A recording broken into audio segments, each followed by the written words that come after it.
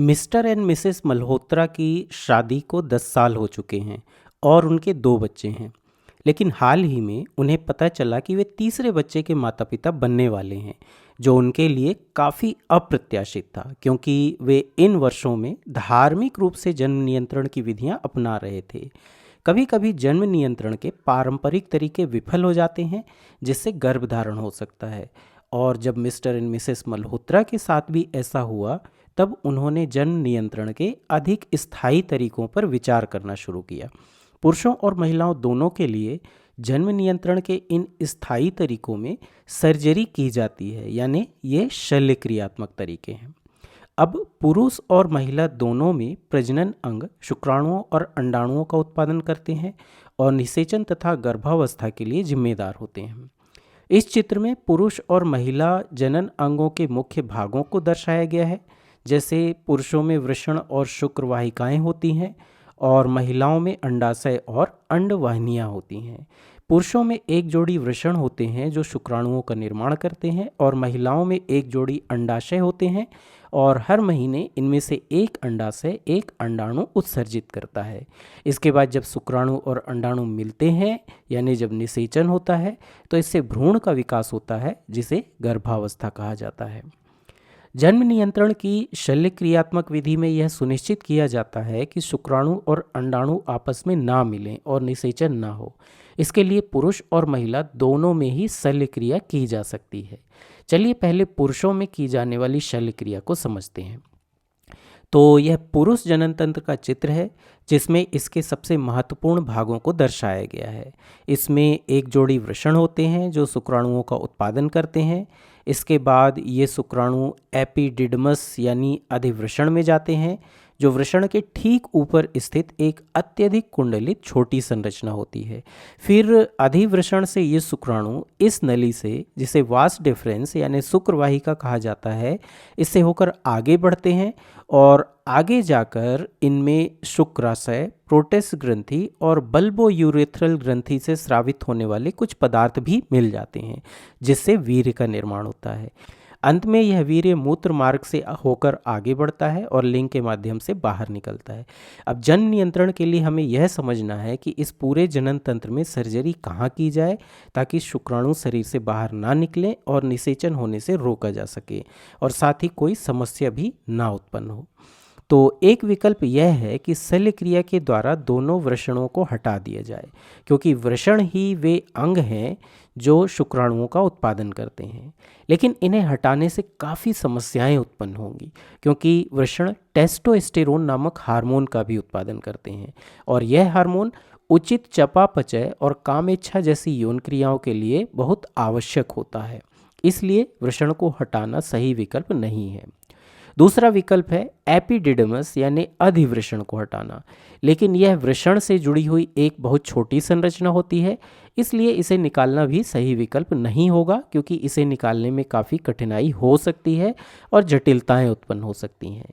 इसी प्रकार यदि मूत्र मार्ग और लिंग की बात की जाए, तो ये दोनों मूत्र और वीर्य दोनों के लिए एक सामान्य मार्ग के रूप में कार्य करते हैं, इसलिए इनमें भी कोई शल्य क्रिया नहीं की जा सकती, क्योंकि इससे मूत्र शरीर से बाहर नहीं निकल पाएगा।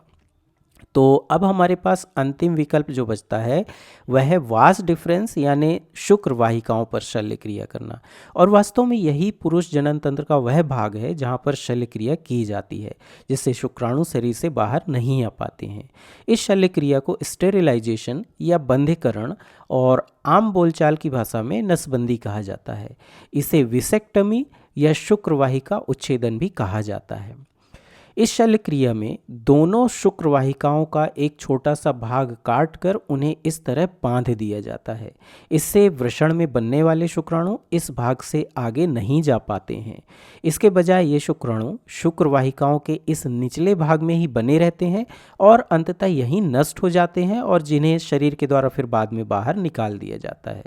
लेकिन जो शुक्राणु सर्जरी किए जाने से पहले ही शुक्र वाहिकाओं के इस ऊपरी भाग में पहुंच गए हैं, वे अभी भी शरीर से बाहर आ सकते हैं और निषेचन हो सकता है। इसलिए डॉक्टर पुरुषों को इस सर्जरी के बाद भी सुरक्षा के लिए कुछ समय तक जन्म नियंत्रण के कुछ अन्य तरीकों जैसे कंडोम का उपयोग करने की सलाह देते हैं। लेकिन बंधीकरण के कुछ सप्ताह बाद ये शुक्राणु भी या तो पूरी तरह से बाहर निकल जाते हैं या नष्ट हो जाते हैं। इसलिए तब जन्म नियंत्रण के किसी अन्य तरीके को अपनाने की आवश्यकता नहीं रह जाती है। ठीक है, चलिए अब समझते हैं कि महिलाओं में बंधीकरण के लिए शल्य क्रिया कैसे की जाती है। तो यह महिला जनन तंत्र का चित्र है। इसमें एक जोड़ी अंडाशय, एक जोड़ी फैलोपियन नलिकाएं या डिंबवाहिनी नलिकाएं, एक गर्भाशय, गर्भाशय का निचला भाग जिसे गर्भाशय ग्रीवा कहा जाता है, और योनि होते हैं। अब यहाँ भी हमें यह समझना है कि सर्जरी कहाँ की जाए ताकि अंडाणु और शुक्राणु का निषेचन ना हो और साथ ही कोई समस्या भी ना उत्पन्न हो। तो यहाँ भी एक विकल्प यह है कि शल्य क्रिया के द्वारा दोनों अंडाशयों को हटा दिया जाए, क्योंकि अंडाशय ही वे अंग हैं जो अंडाणुओं का उत्पादन करते हैं। इन दोनों अंडाशयों में से हर महीने कोई एक अंडाशय एक अंडाणु उत्सर्जित करता है, लेकिन इन्हें हटाने से महिला के लिए काफ़ी समस्याएं उत्पन्न हो सकती हैं, क्योंकि अंडाशय एस्ट्रोजन और प्रोजेस्टेरॉन नामक हार्मोन्स का भी उत्पादन करते हैं, और ये हार्मोन महिलाओं में उचित चयापचय के लिए बहुत महत्वपूर्ण होते हैं, ठीक वैसे ही जैसे पुरुषों में टेस्टोस्टेरोन महत्वपूर्ण होता है। इसलिए अंडाशयों को निकालना सही विकल्प नहीं होगा। दूसरा विकल्प है गर्भाशय को हटाना, क्योंकि यही वह स्थान होता है जहां भ्रूण का विकास होता है। इसलिए गर्भाशय को निकाल देने से गर्भधारण नहीं हो पाएगा। लेकिन महिलाओं में गर्भाशय में हर माह अंतःस्तर परत का निर्माण होता है, और यह परत गर्भधारण न होने पर नष्ट होकर योनि मार्ग से बाहर निकल जाती है। इस प्रक्रिया को आर्तव चक्र या मासिक धर्म कहा जाता है। अब यदि गर्भाशय को निकाल दिया जाता है तो मासिक धर्म नहीं हो पाएगा, जिसके कारण महिला के शरीर में बहुत अधिक हार्मोनल असंतुलन हो सकता है और उसे अनेक समस्याओं का सामना करना पड़ सकता है। यही कारण है कि सामान्यतः गर्भाशय को नहीं निकाला जाता है। अब हमारे पास यहाँ भी अंतिम विकल्प है डिंबवाहिनी नलिकाओं पर शल्य क्रिया करना। और जिस प्रकार पुरुष जनन तंत्र में शुक्र वाहिकाओं पर शल्य क्रिया की जाती है, ठीक उसी प्रकार महिला जनन तंत्र में डिंबवाहिनी नलिकाओं पर शल्य क्रिया की जाती है, और इस शल्य क्रिया को ट्यूबेक्टमी या डिंबवाहिनी उच्छेदन कहा जाता है। इस शल्य क्रिया में दोनों डिंबवाहिनी नलिकाओं का एक छोटा सा भाग काटकर उन्हें इस तरह बांध दिया जाता है। इससे हर माह निर्मुक्त होने वाले अंडाणु इस भाग से आगे नहीं जा पाते हैं।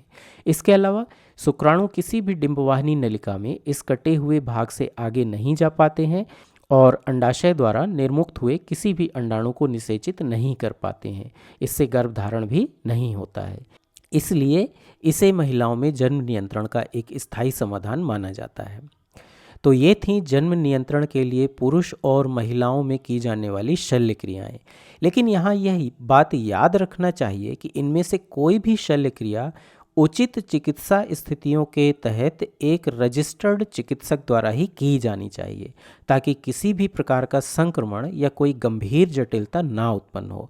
साथ ही यह भी ध्यान रखें कि ये शल्य क्रियाएं जन्म नियंत्रण का स्थायी समाधान है, और यदि इन्हें पुनः शल्य क्रिया करके पहले जैसी स्थिति में लाभ ही दिया जाए तो भी गर्भधारण की संभावना ना के बराबर होती है। इसलिए इसे जन्म नियंत्रण के अंतिम उपाय के रूप में ही अपनाया जाना चाहिए, और किसी भी विवाहित जोड़े को बहुत अधिक सोच विचार करके ही ऐसी शल्य क्रिया कराना चाहिए, ताकि वे यह सुनिश्चित कर सकें कि यह उनके लिए सबसे अच्छा विकल्प है।